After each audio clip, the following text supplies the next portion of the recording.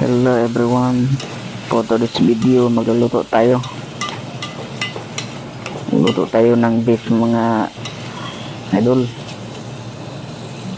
Pinakuluan ko na yan mga idol, malambot na yan mga idol, kaya sinuti ko ng konti mga idol. At ito yung mga sahog mga idol, meron tayong cabbage mga idol.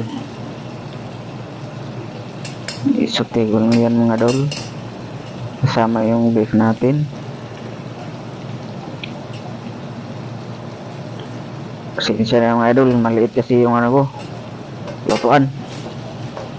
Wala kasing ibang ano, pang isang ano lang to, kasyal na ng isang tao. Kaya pa-comment naman dyan sa baba mga idol, para malaman ko saan to dumating yung mga video ko na to. Ito yung linagay ko mga lods, yun yung ano, sabaw na pinakuluan ko kanina. Lagyan ko yan ng ano, curry powder at saka tomato paste.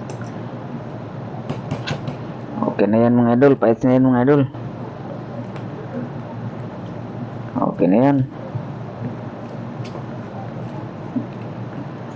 may konting lasa na yan mga idol.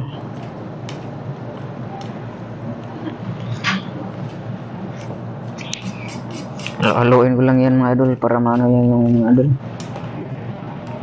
yung linagyan natin na powder mga idol, mahalo yung lahat.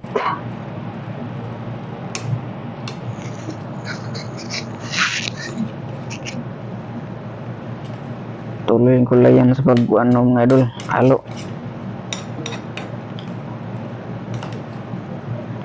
Maraming salamat mga idol sa inyong pagsuporta sa aking video, sa pag-like ug share mga idol. Patuloy lang tayo sa mga idol, ginagawa natin ng upload ng mga video mga idol. Balang araw magkasahod din tayo.